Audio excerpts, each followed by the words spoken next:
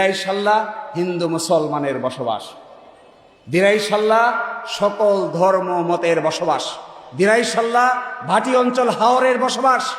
এই বসবাসতন জায়গাটাকে আমাদের মাতৃভূমি, এটা আপনার মাতৃভূমি, এটা আমার মাতৃভূমি, এটা মৌলানা সাহেবের মাতৃভূমি, এটা হুজুরের মাতৃভূমি, এটা হিন্দু ভদ্রলোকের মাতৃভূমি, এটা আমি মুসলমানের মাতৃভূমি।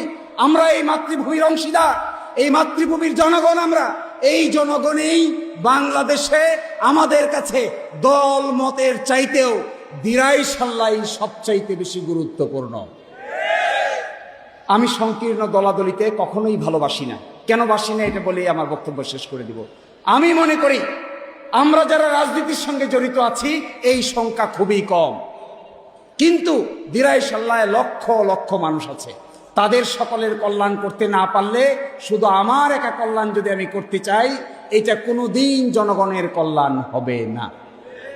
সকলকে নিয়ে পথ চলে, একসাথে এক বাক্যে দাঁড়িয়ে সকলকে নিয়ে পথ চলে আমরা একটা সুন্দর আগামীর বাংলাদেশের উদাহরণস্বরূপ এমন একটা সংসদীয় আসন তৈরি করতে চাই, যেন 299 আসনের লোকেরা রাজনীতি শিকার জন্য দিরাইশাল্লায় এসে ঘুরে যেতে বাধ্য হয়।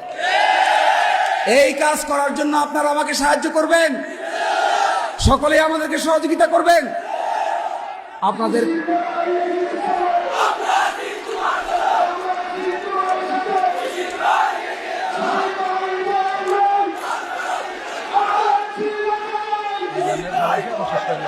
আপনাদের সকলকে অসংখ্য ধন্যবাদ। আমার মতো এরকম কম বয়সের একজন মানুষের কথা এত ধৈর্য ধরে শুনেছেন। ইনশাল্লাহ আগামীর সময়টা আমরা মিলেমিশে দেশ গঠন করব।